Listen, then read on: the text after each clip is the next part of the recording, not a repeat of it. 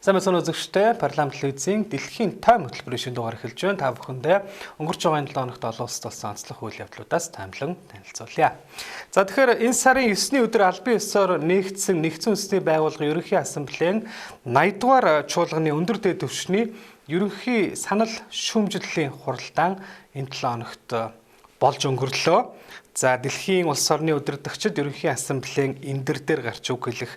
За чуулганы хүрээнд хажуугийн уулзалтууд гэдэг одоо Нью-Йорк хотдох Нэгдсэн үндэсний байгууллагын төв байранд үргэлжлэн явагдсан олон арга хэмжээнүүд энэ 7 хоногт олон улсын анхаарлын төвд орсон одоо ийм гол үйл явдлууд байлаа.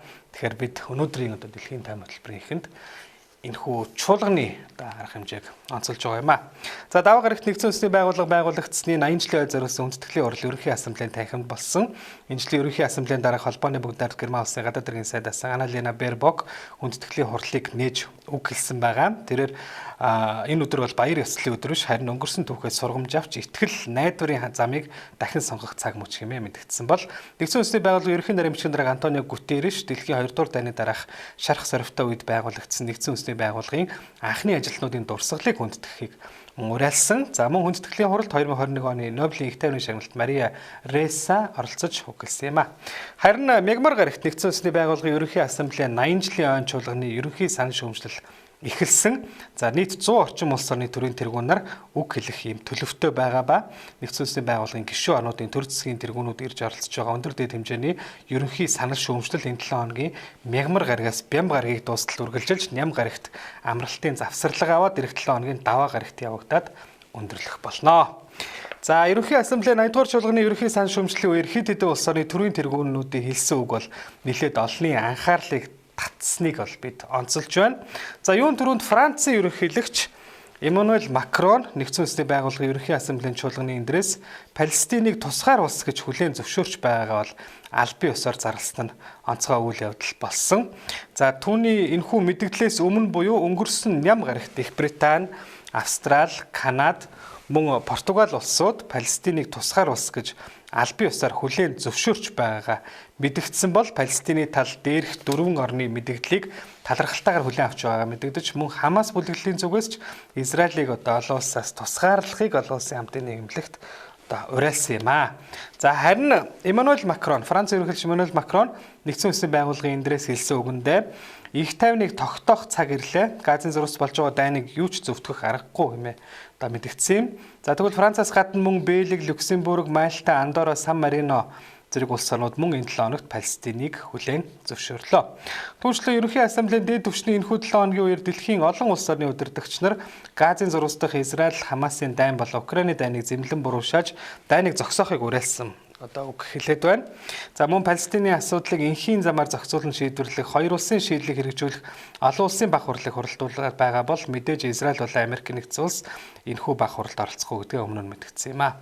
За Нэгдсэн үндэсний байгууллагын ерөнхий нарийн бичгийн дарга Антонио Гутерриш Газрын зурагт үүссэн нөхцөл байдлыг ёс суртахуун, хууль эрх зүйн улс төрийн хувьд төвчгийн аргагүйгээд одоо Палестиныг тусгаар улс гэж хүлээн зөвшөөрөх нь Израиль болон Палестины дунд их тайвныг тогтоох цор ганц найдвартай арга зам гэж мэдэгдсэн бол Израилийн эрх баригчид Палестины тусгаар улс гэж хүлээн зөвшөөрсөн барууны орнуудын дээрх шийдвэрийг эрс эсэргүүцэн шүүмжилж Палестиныг улс гэж хүлээн зөвшөөрч байгаа удирдагчид терроризм том шагнал өгч байгаас өөрсгөө хэмээн мэдэгдэж Палестины тусгаар улс болохыг хүлээн зөвшөөрөхгүй. Энэ нь Израиль улсын оршин тогтнол занал хийлж байна. Палестины тусгаар тогтнолыг хүлээн зөвшөөрсөн тэдгээр улсад хариу арга хэмжээ аавна гэж мэдэгдээд байгаа юм а. За их өнөөдрийн байдлаар Нэгдсэн үндэсний байгууллагын 193 гишүүн орны 157 нь Палестиныг тусгаар улс гэж хүлээн зөвшөөрөөд байна. Энэ нь Нэгдсэн үндэсний байгууллагын нийт гишүүдийн 81% тэнцэж байгаа юм а. Хамгийн гол нь Палестиныг хүлээн зөвшөөрсөн одоо эдгээр зарим улсын одоо зүгээс бол Палестины засаг захиргааг шинжлэх. За ингэхдээ одоо улс төрийн сонгуульд бол Хамас бүлэглэлийн төлөөллийг оролцуулахгүй байхыг улс орнууд уриалж байгаа юм а.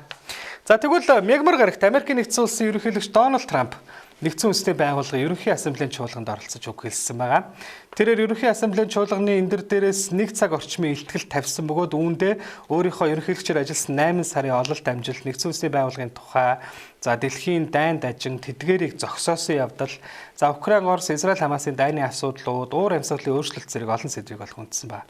Тэрээр Америк нэгдсэн улсын ерөнхийлөгчөөр 2 дахь бүрийн эрхийн хугацаанд ажилласан эхний 8 сарын хугацаанд Америк нэгдсэн улс бол дэлхийн одоо хамгийн анхаарлын төвд бүрт орсон халуухан улс болж хувирсныг онцолж цаашлаад өөрийгөө 7 дайныг зогсоосноор олон сая хүний амийг аварсан гэдгээ дурдж үүнийг Нобелийн их тайвны шагнал авахын төлөө биш харин хүмүүсийн амь насыг аврахын төлөө хийсэн гэдгээ онцолж мөн хоосон үг дайны асуудлыг шийдэхгүй гэж хэлсэн нь нэгдсэн улсын байгууллагын нөлөөлөл үзүүлж чадахгүй байгаа идэвхгүй байдлыг бол шүүмжилсэн юм а.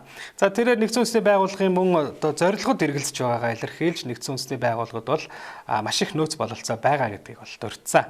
За Трамп мөн Газын зурвас барьцаанд байгаа Израилийн иргэдийг судлахыг Хамас бүлэглэлд уриалж энэ дайныг зогсоох ёстой гэж сүүлийн үед барууны орнууд Палестиныг хүлээн зөвшөөрсөн мэдээлэл хийж байгааг зэмлэн буруушааж энэхүү алхам нь Хамасын хувьд шагнал болж байна гэдгийг бол мэдгдсэн.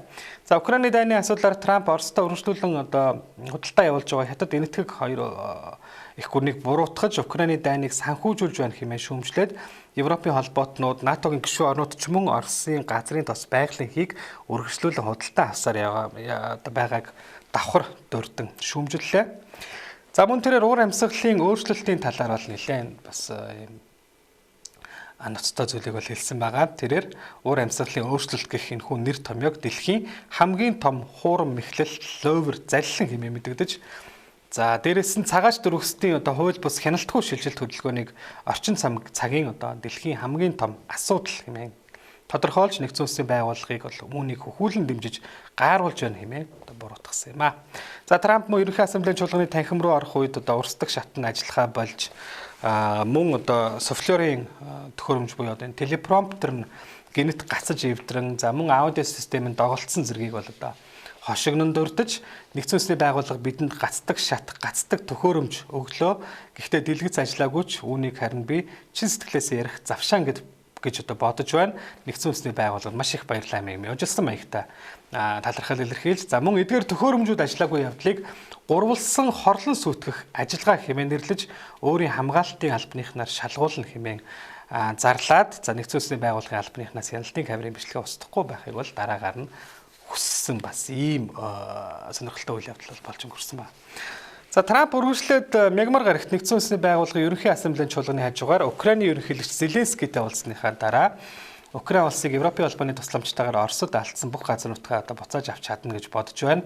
За үүнийг бол цаг хугацаа төвчээр Европын санхүүгийн дэмжлэг, НАТОгийн дэмжлэгийн үр дүнд бол дан эхлэх үеийн анхны хил хязгаараас сэргээх боломж Украинд бол маш их байна хэмээн өөрийн нийгмийн сүлжээний хуудасаараа дамжуулан мэдэгдсэн байгаа.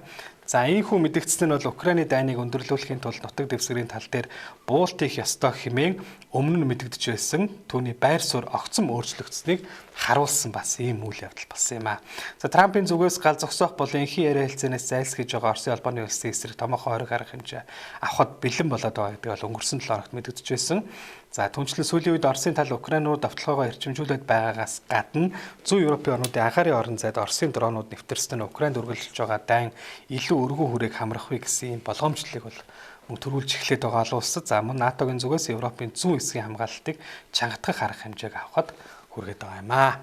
Харин Дональд Трамптай уулзсан Украины ерөнхийлөгч Зеленский лав гарагт нэгдсэн үндэсний байгууллагын ерөнхий ассамблеийн эндрээс хэлсэн үгэндээ дэлхийн их гүрнүүд улс орнуудыг дайныг зогсоохын төлөө хамтран ажиллахыг уриалж хэрвээ энэ дайныг зогсоохгүй бол мөргөлдөөнөөс үүдэлтэй зэвсгийн өрсөлдөөн эхлэх болно. За дайны хүрээ Украины хилээс давж өргөжнө гэдгийг бол тэрээр анхааруулсан байгаа. За зэвсгээр өрсөлдөх нь хүн төрөлхтний түүхэнд хамгийн их хохирол учруулах болно хэмээн Зеленский тодорхойлж олон улсын хууль дүрм хамтын ажиллагаа хангалтгүй байгаад сэтгэл дундуур байгаа мөн давхар илэрхийлсэн. Мөн тэрээр дроны хурдтай хөгжил явагдаж байгаа гэдгийг бол онцолсон. За ингээд хиймэл оюун ухааныг зэвсэгт ашиглахыг хязгаарлах дэлхийн хэмжээний дүрмийг боловсруулах саналаа энэ үеэрээ танилцуулсан юм а.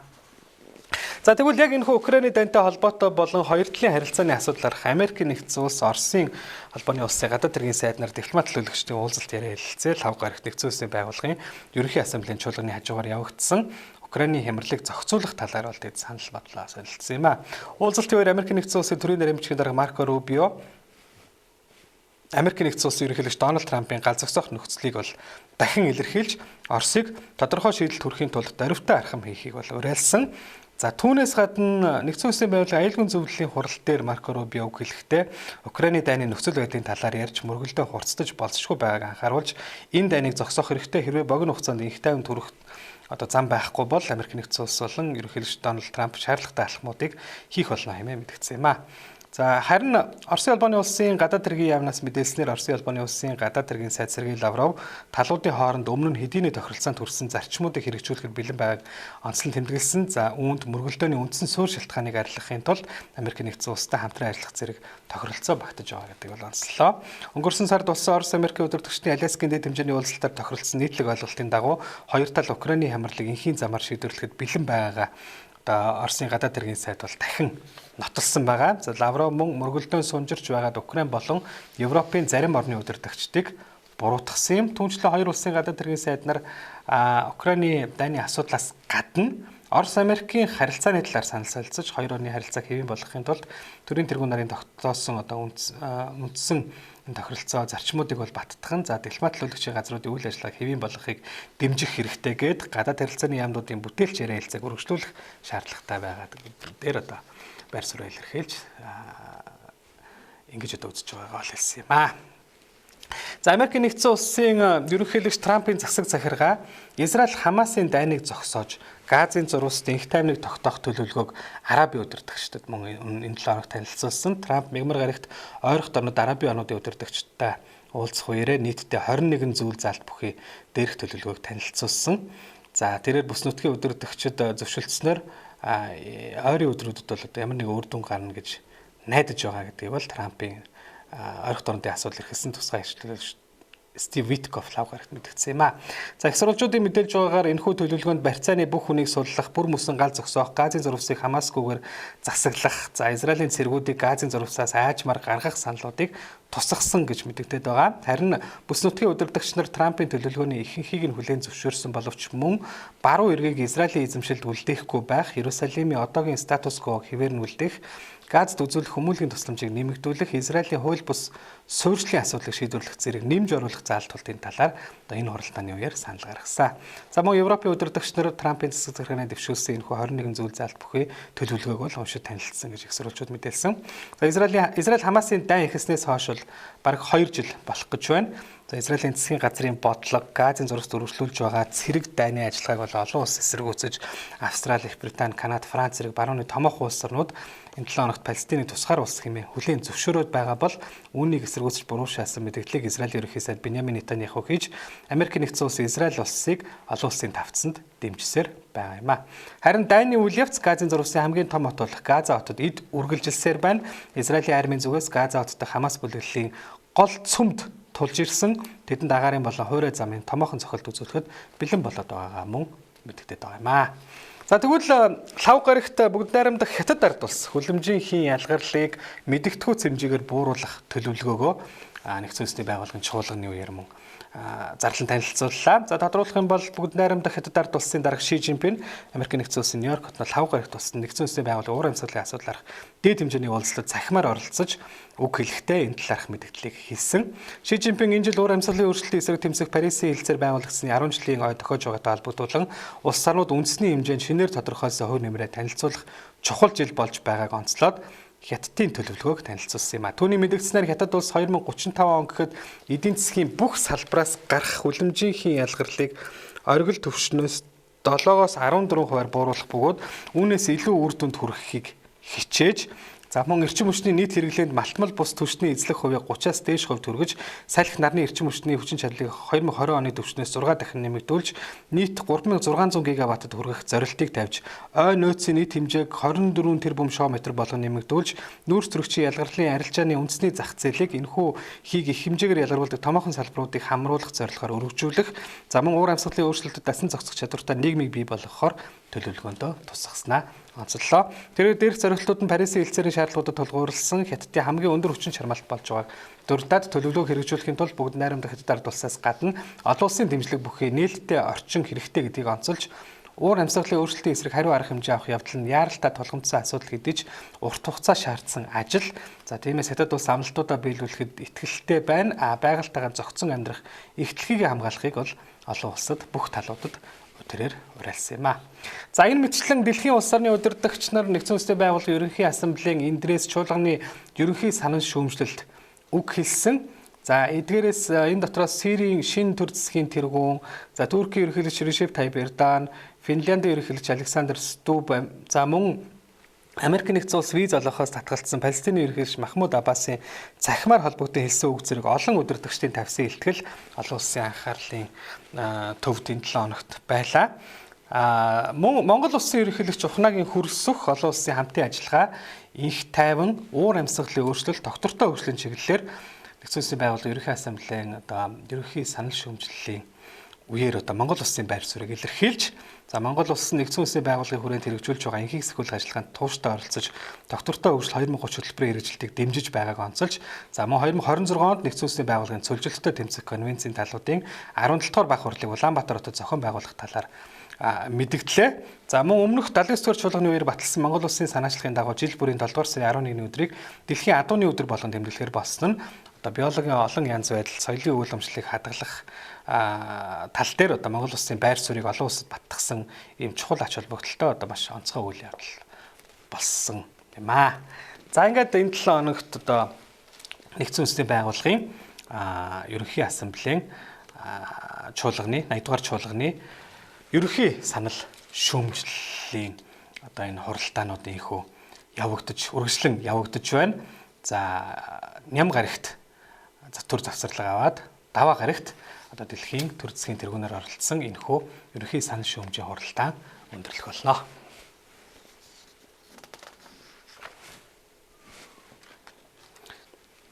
За ингээд дэлхийн таам хөтөлбөрийн төгсгөлд мөн энэ 7 хоногт Оросын албаны улсын ерөнхийлөгч Владимир Путиний хийсэн нэгэн бас онцгой мэдээллийг бид онцлог өргөж байна. За Владимир Путин Америк нэгдсэн улстай хийсэн New Start хэмээх цөмийн зэвсгийг хязгаарлах тухай гэрээг дахин 1 жилээр сунгах ийм хүсэлтэй байгаа бол илэрхийлсэн юм аа.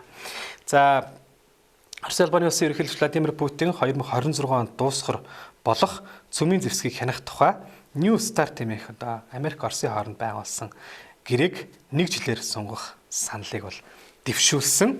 За стратегийн давшилтын зэвсэглэлийг хоригдуулах тухай гэрээгээр хүлээсэн энэхүү үүргээ дахин 1 жилийн хугацаанд биелүүлэх саналыг бол Америк нэгдсэн улсад тэрээр тавьсан юм. За энэхүү гэрээний бол хугацаа эх оны 2 дугаар сарын 5-ны өдөр дуусгар болж байгаа.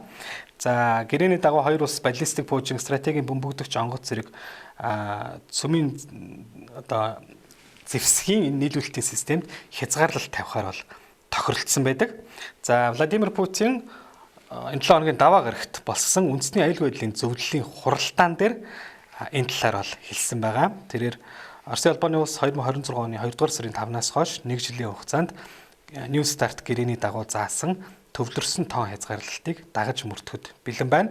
Энэ нь Америк нэгдсэн улсаас үүнтэй төстэй арга хэмжээ авахаас бол шалтгааллах болно гэсэн ийм зүйлийг бол тэрээр ярьсан байгаа. За түрүү хэлсэнчлэн New Start гэрээг бол Америк нэгдсэн улс Оросын албаны улсын хооронд байгуулсан цөмийн зэвсгийг бол хянах, хязгаарлах хамгийн сүүлчийн энэ хоёр улсын хоорондох гэрээ юм.